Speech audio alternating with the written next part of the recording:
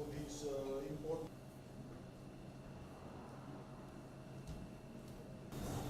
But anyway, I'm not going to speak for too long, because I think the most important thing about today is to get you to understand what's in the policy, and which I'm going to ask Vili to make sure that he takes us very slowly through the slides so that we don't rush it, so that people understand what's there.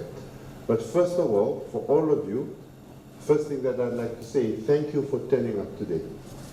Thank you for being here. I always say that, time is a precious commodity. It's something that we do not have an infinite quantity of. There's a finite amount of time that we have in our lives.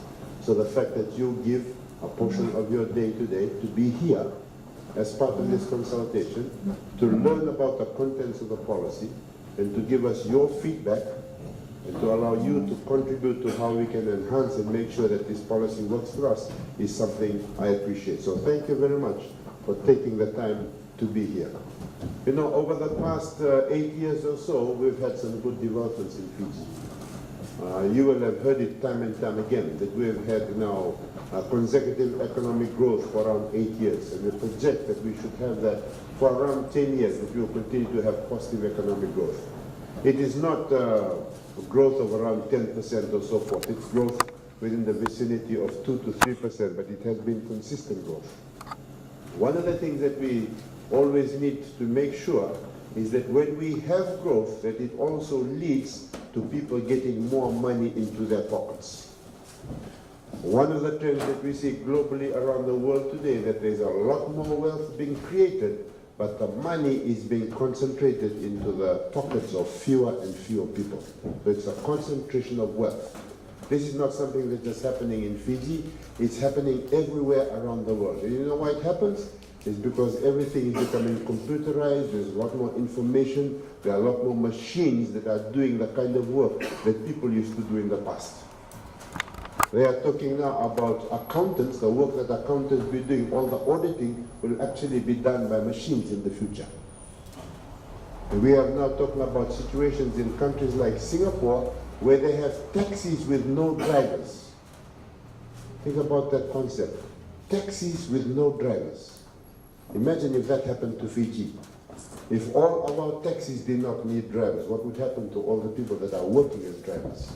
You understand the situation that I'm talking about, eh? So what we want to do in any country in the world, we grow the economy, but we need to make sure that there are employment opportunities there, so that as the economy grows, as we create wealth, that wealth is passed on to the people in the economy. How do we pass it on? Through people having jobs. That's why this employment policy is very important, because it's the first time that government is going to sit together and say, this is what we see in our country. We need to focus on to make sure that more people can get employment, get an income that they can use to sustain their lives.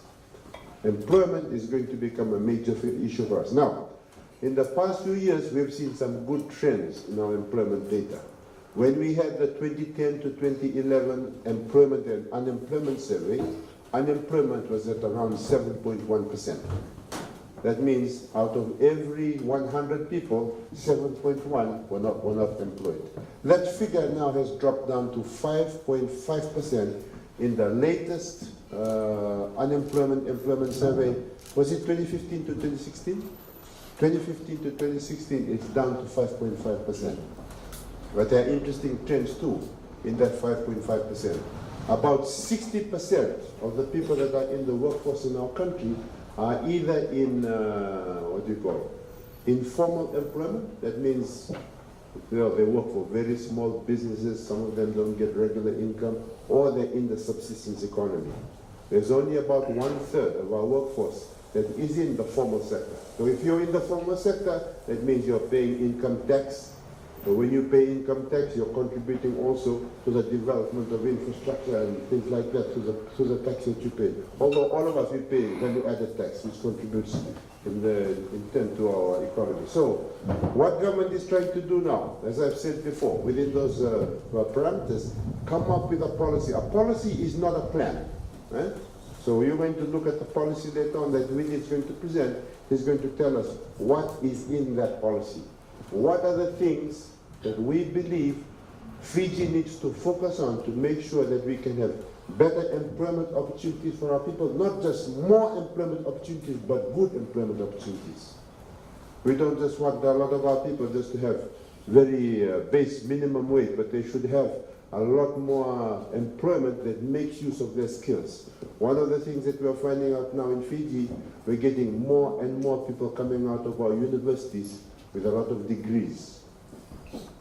But now we are also finding that these people with degrees, some of them can't find jobs. So they might have a degree in accounting, but they end up working as a salesperson or a cashier. So there is a mismatch between what they learned and how they earn a living. So those are some of the issues that we need to tackle. How do we make sure that we can create employment, that we can have employment opportunities that tap into people's qualifications, what they can do, so that we don't have underemployment. The thing I've just described, when you have a qualification up here and the job that you work is right down there, there's a mismatch. That's called underemployment. That means you're not making use of the, of your competencies and all of those things. So all of these issues are trying to be addressed in this national employment policy. The national employment policy has around 10 policy options, general policy options, which we want you to talk about, to discuss, to tell us what you think is right, what you think is wrong, what we need to add on, what we need to change so we can grow employment in this country. We know that there have been a lot of trends for us, what government is now focused on. You've noticed over the past few years, there's a lot more emphasis now on government, on self-employment. We are now telling our children, when you send your children to school, don't just drill it into their head that their future lies in just working for somebody else. We want our children now to know, when you go to school, to university, or to college, that maybe your future does not lie in working for somebody else, but working for yourself and creating employment for others. That's why, for instance, tomorrow, I believe it is tomorrow, the Honorable Prime Minister will be launching the Youth Entrepreneurship Scheme. If I'm not mistaken, the launch will be done tomorrow at the Grand Pacific Hotel. That is one of the schemes that government is putting in place to try to enhance employment, entrepreneurship. This Youth Entrepreneurship Scheme, if I remember correctly, it is where graduates that have a good idea about how to run a business can get a grant of up to $20,000, up to $20,000 to run a business for themselves.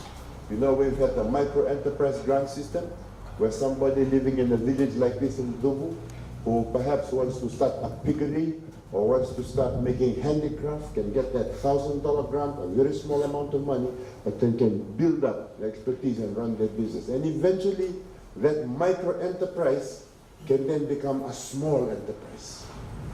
When it becomes a small enterprise, it can then go to Fiji Development Bank and get a loan and build itself up. Then that small enterprise can become a medium enterprise over a few years. And eventually, hopefully, it can become a large enterprise and even a transnational enterprise. So that's what we want to do. We want to put in the kinds of policies, the kinds of measures that we can put in place to grow employment opportunities, not just in terms of quantity, but also quality. We don't want our people to be on the basic wage all the time.